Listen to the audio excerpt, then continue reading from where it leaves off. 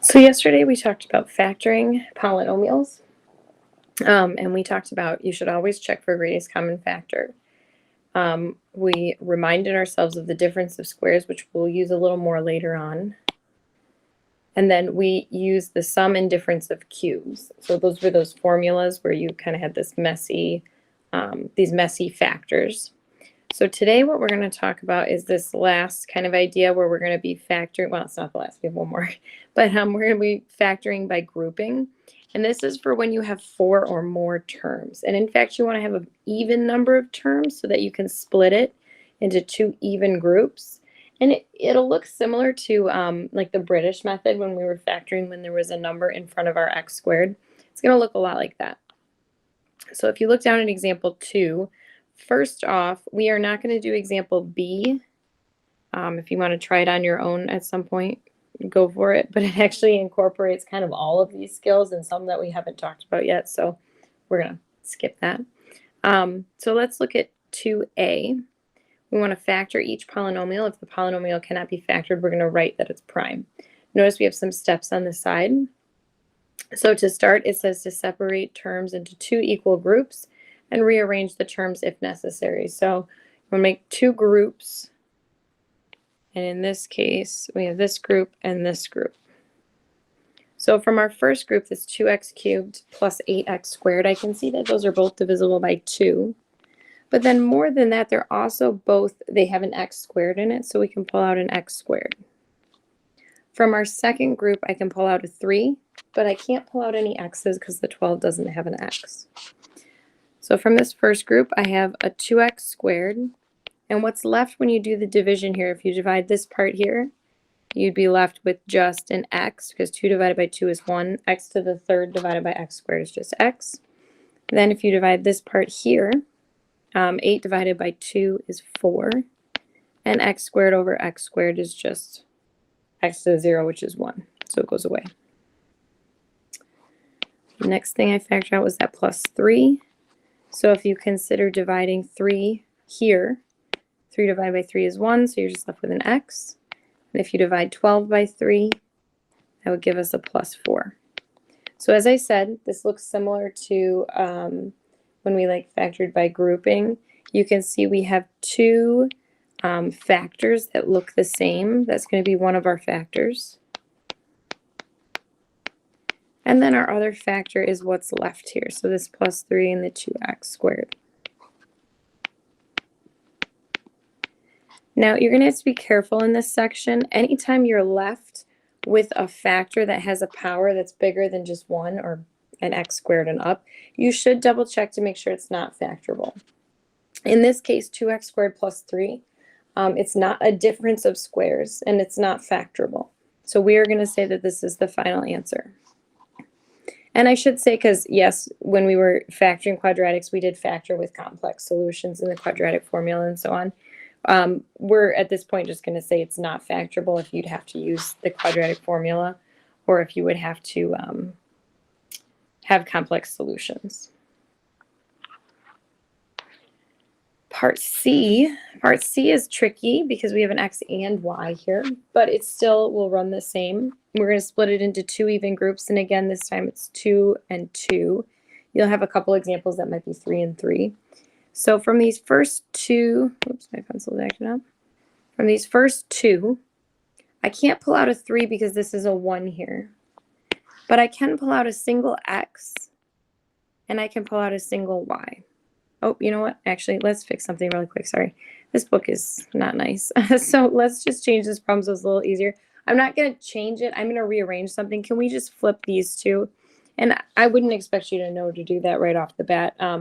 It's just because this book is trickier. So let's rewrite this as negative x squared y plus 3xy plus 2x minus 6. And again, I wouldn't expect you to know that. This is just an example from the book, and you guys know your book is pretty wild sometimes. So it's the same problem. We just rearranged it to fix some things. So I'm going to go ahead and I still have the same 2 groups. I have this group here and this group here. So for my first group, again, still I can't factor out a number. but I can pull out a single x and actually a single y. From my second group, I can pull out just a 2.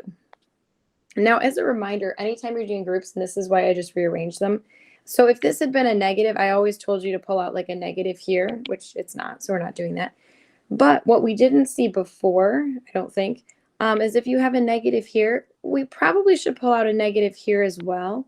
And the reason is I want these factors to match, and I can see that there's a negative here. So this needs to end up being a negative in order for these factors to match. So let's pull out a negative xy. So that will give us negative xy. And if I do my division here, x squared divided by x, so this part right here, would just leave me with an x. And then the y divided by y would cancel out.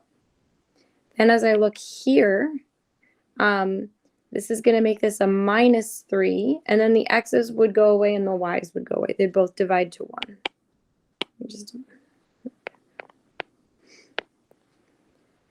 All right, a little bit easier division here next. 2x divided by 2. So I have this plus 2 here. 2x divided by 2 would just leave us with an x. And, oh, I'm so sorry. I forgot to change. Right here, this x plus 3 in this first factor, that should be an x minus 3. X minus 3. And again, that's because we want these to match. Because here, if you look, negative 6 divided by 2 would be negative 3. So you can see negatives always get a little trickier. And I wouldn't give you one where the leading coefficient is negative, but your book has a lot of faith in you. So my final answer would be negative xy plus 2. That's that red part that's left over. And then the repeated factor x minus 3.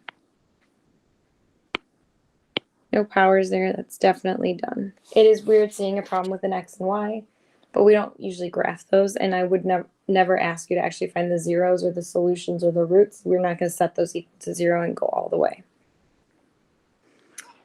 All right, last one, part D. We have 2x cubed plus 7x squared plus 2x plus 7. Again, this is a group of 4 terms. There's 1, 2, 3, 4. So I can split it into 2 even groups of 2. So I'm going to divide here and divide here. From my first two, 2 and 7 are what we call relatively prime. In fact, they're both actually just prime numbers too, but they don't divide each other. So the only thing I can pull out of here is an x squared. The second part is a little trickier. 2x plus 7, there's nothing to pull out here. So remember, if they are relatively prime and you can't divide anything out, I actually want you to divide out a plus 1, just so that our factor doesn't get messed up. I want you need to have something there. So when we do that, if I divide here, I still have that x squared out front. And then what's left in my parenthesis, 2x cubed divided by x squared is just a 2x. 7x squared divided by x squared, the x squareds would divide to 1, so I'm just left with a plus 7. And so then here, this is what I mean by making sure you have a 1 here, because you need to have a plus 1 so that you know there's 2 parts to one of our factors there. But of course, that wouldn't actually change it. Dividing by 1 leaves us as a 2x plus 7. So my final answer would be 2x plus 7 times x squared plus 1. And again, that plus 1 is just so that we know it's not just x squared there. Like I said in example A, if you have a square here, you need to make sure that this term doesn't actually factor. But we don't have anything that's like the sum of squares, right? We only have the difference of squares, so this is actually finished. And in fact, if you can remember back from our quadratics, x squared plus 1, that has a complex root. If you were to subtract the 1 over and then take square roots of both sides, you'd have a plus or minus square root of square root of negative 1, excuse me, which is I by definition. So we're not going to worry about complex numbers here. All right, so that's all we're going to do today. You have a homework assignment that deals with these. And then on Monday, we will look at example 3 and we'll kind of do a recap of all of these examples. I also am posting the note key online, so if you want to look at that as well, if that went a little quick for you.